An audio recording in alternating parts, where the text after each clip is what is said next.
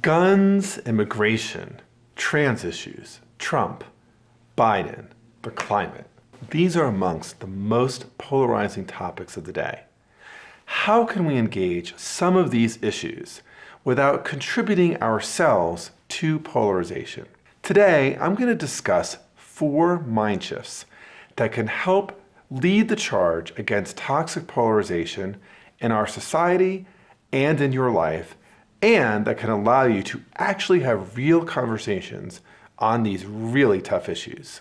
Let me start with the first important mind shift here, and that is moving from certainty to curiosity.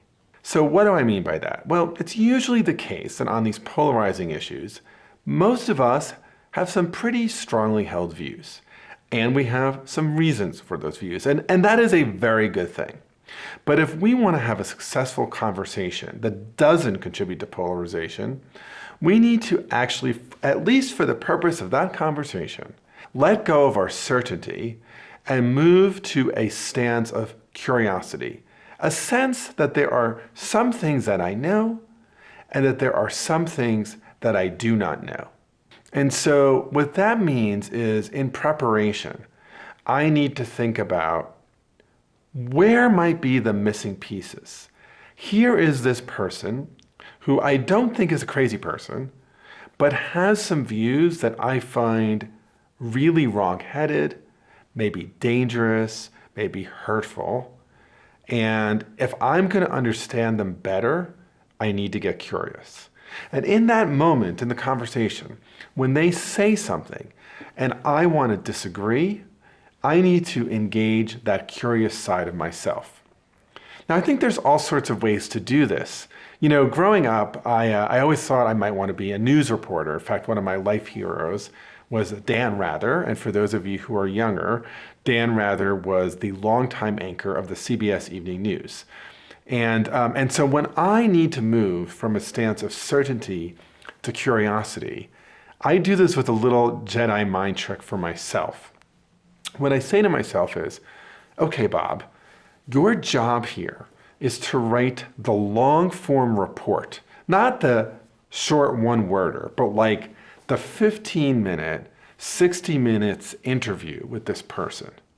Meaning you need to get the really full story.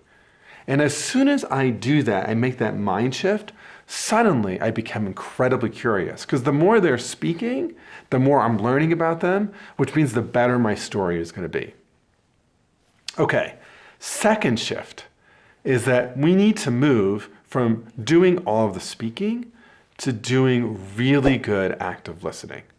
So I'm not going to talk so much about active listening here, but I have some really good active listening videos that I want to refer you to. And by the way, if you haven't subscribed to this channel, this is a good moment to subscribe, because it's going to help you do much better, not only in active listening, but on reducing polarization generally. The goal of active listening, though, is to really make the other side feel heard. And here's what we know, that when we make them feel heard, when we repeat back what we hear, when we capture the emotions of what they're feeling, it increases the likelihood that they will actually give you a chance to speak when it's your turn. And that's because of this deeply seated human principle of reciprocity. It tends to be the case that when someone is generous to us, or listens to us, or gives us something, human beings are inclined to reciprocate that.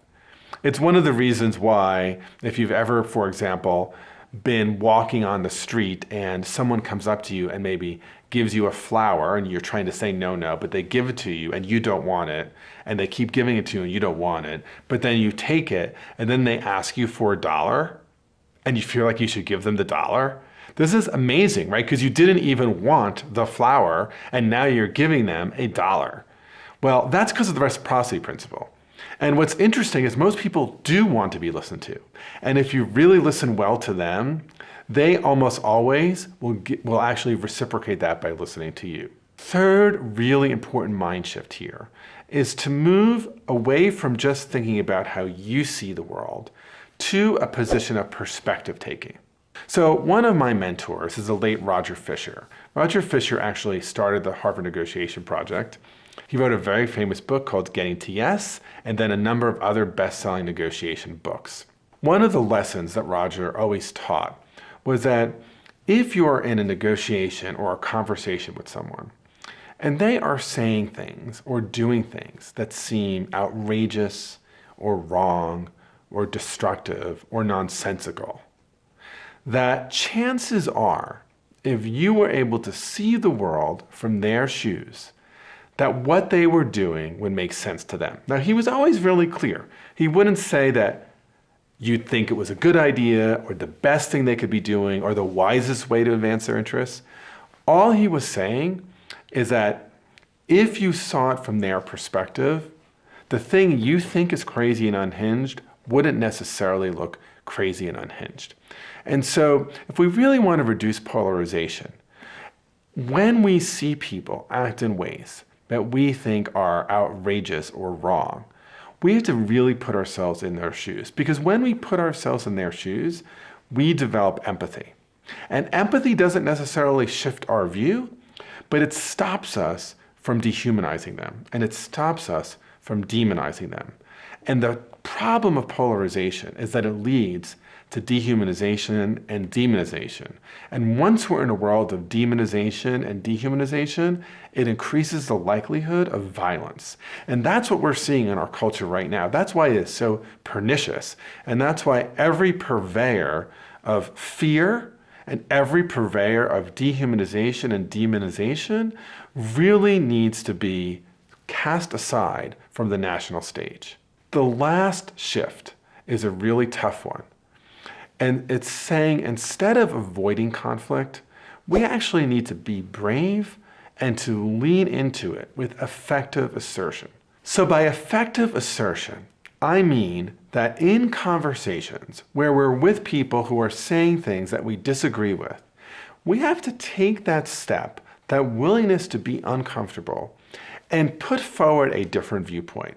Not in a way that's aggressive or in a way that invites a fight, but in a way that invites a different way of looking at it.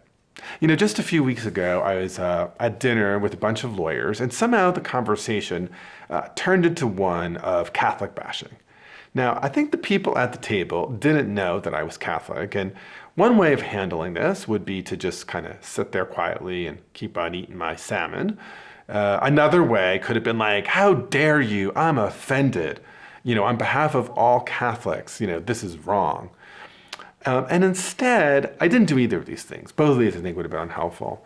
Instead, I said, you know, I'm really enjoying this conversation. And I have to tell you, though, I am Catholic, and I have a sense of where you're coming from. In fact, I agree with some of the things you're saying. And on the other hand, I think there's another picture here that's being missed. And I shared a little bit of my own experience. I shared a little bit of my own perspective. And it led to this amazing conversation. And by the way, it was not a conversation where everyone was like, now we love being Catholic, right? But it was this quite beautiful conversation. And in the conversation, I actually mentioned a scriptural verse, which is my favorite in all scripture, and which for me, right, is like the basis of being Catholic. And it's from Micah, and it's this. It says, act justly, love tenderly, walk humbly with your God. And what was fascinating is several people at the table said, you know, that's a version of Catholicism I could sign up for. One person even said, can I write that down? Can you say that again? And I said, yeah, act justly, love tenderly, walk humbly. The point here, right, was I didn't shift these people's views on all things Catholic. Absolutely not. That wasn't even my purpose. In fact, there were lots of domains where we disagreed. But by putting forward a different viewpoint, we had a much richer, much more authentic conversation. And at least from my perspective, right, I felt like I was truer to myself and everybody learned something in that conversation. So if we want to really address issues of polarization, there are 4 mind shifts we need to make. First, we need to move from a stance of certainty to one of curiosity. Second, we need to really move from speaking to effective active listening. Third, We need to do the hard work of perspective taking. Instead of dehumanizing and demonizing, we need to put ourselves in the shoes of the people we think are our arch enemies. And lastly, instead of avoiding, we need to be brave. We need to assert effectively in a way that increases the likelihood that the other can hear our perspective and doesn't offend them, but doesn't also make them think we just agree. So, to lean in more on this important topic of polarization, watch this next video, which is how does political polarization lead to gridlock in Congress? And before you go, I'd be incredibly grateful if you could subscribe to this channel, like this video, and ring the bell so you don't miss any new content. Okay, keep watching. It's not polarizing to keep watching. Click, click.